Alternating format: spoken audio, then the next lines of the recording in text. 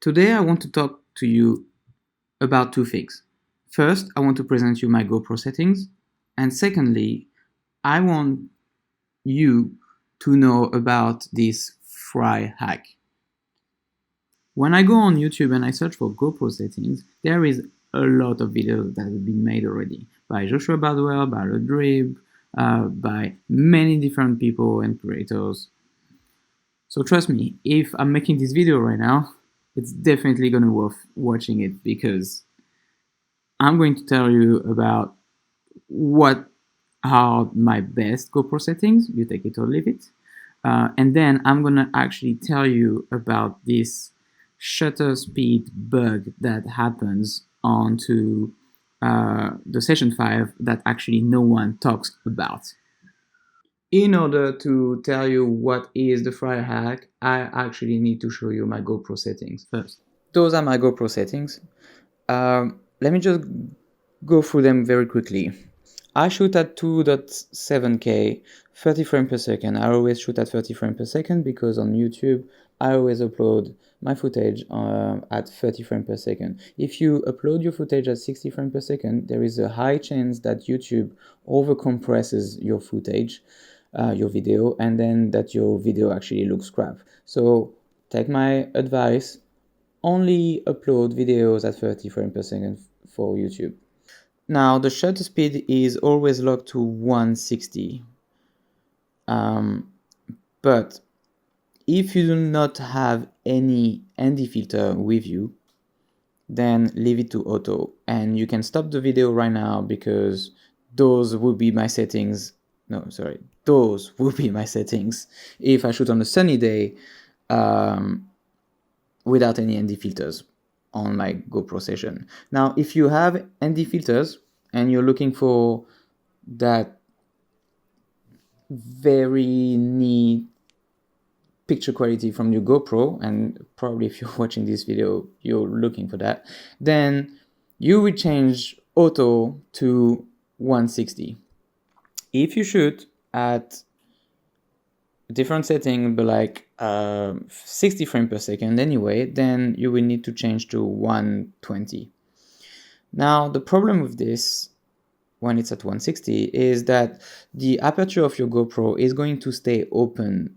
Like, it's going to be like capturing more light. So on a sunny day, you actually need an ND filter to actually reduce the light coming into the sensor of your GoPro.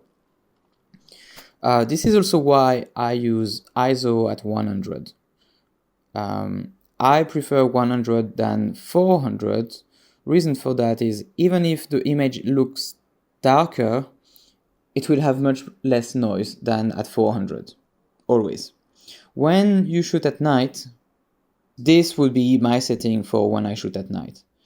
And the reason why is because the white balance at 3000 would make your footage look less yellow. So it would render the colors more bluish, which would look better. But putting the shutter at 1/48 at 24 frames per second, this will actually open slightly more the aperture of your GoPro, capturing slightly more light. Again, it's very subtle, but it will still be brighter than if you shoot at 30 frames per second with a shutter speed at 160. But anyway, this is for my night setting. You're not supposed to fly at nighttime anyway in most of the countries, so yeah, I'm just sharing that, just a FYI. And finally, those are my settings when it's cloudy. The one thing that you need to notice here is the only changes is on the white balance. From 5,500 I went to 6,500. Reason for that is because when it's cloudy, the image outside is more like blue, there is less light, so the footage actually looks better when it's slightly more yellowish.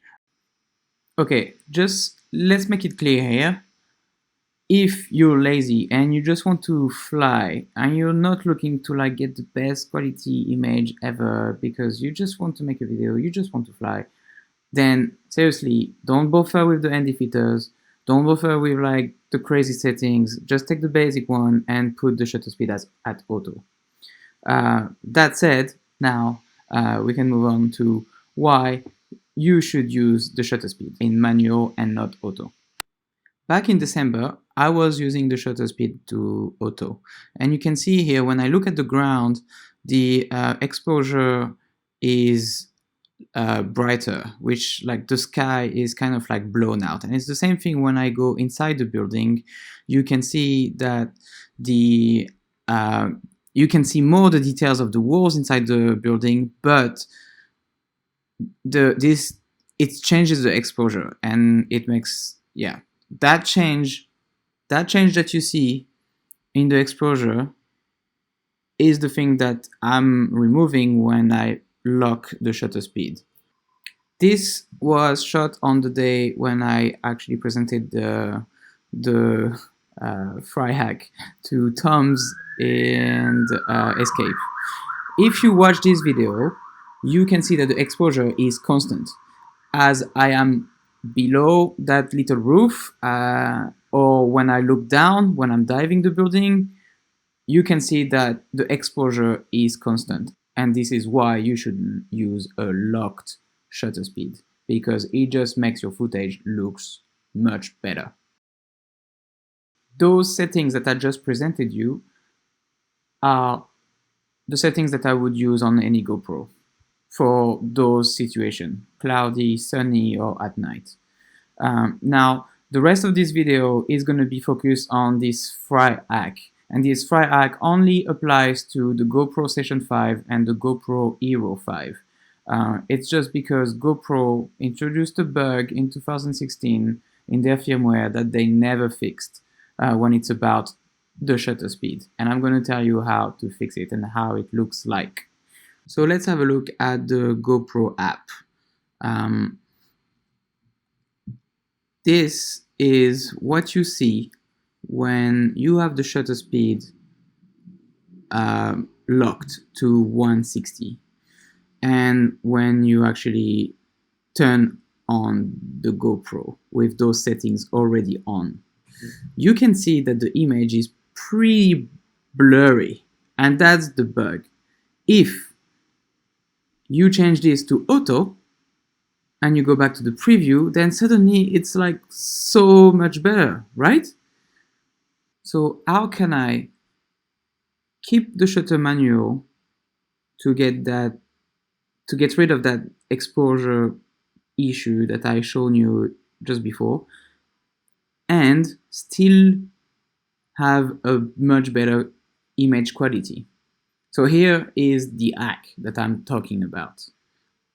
Every time that you reboot your GoPro, you need to set up the shutter speed to auto, and then again change it back onto the shutter speed to be manual.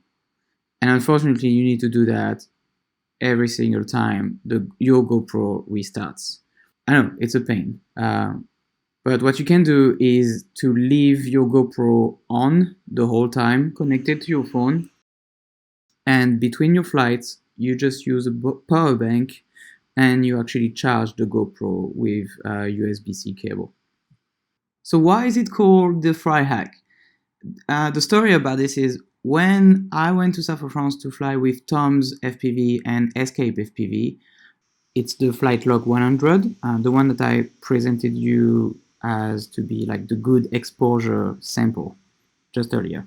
I presented to Tom's and to Escape my GoPro settings, and I shown them this bug that I found on the GoPro Session 5 and a way to fix it. And since then, Escape has been talking about this bug and always been crediting me for the fix that I found. And the reason why I'm making this video right now is just because all the guys from south of France, they are using these settings now, and they seem to really like it so much that last week, Crazy FPV and Farouk, they made a live stream and they mentioned the Frey hack. So yeah, I just thought that if they mention it, it matters, and if it matters to them, then it might matter to other people, and you might have learned something at the end of this video. That's it for now. It was a long one. I'm very sorry. I tried to make it very short, but it was really difficult.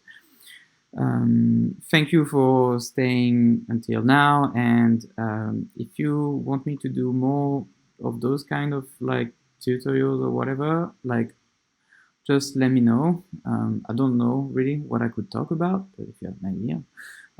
I'm not really keen on talking. I don't really like, having my voice over a video and putting this online publicly. I'd rather just put like a video edit, but yeah, I'm always happy to help other people, and if that helps you, then that's great. That's it. Bye bye, and maybe subscribe if you're not. I don't know.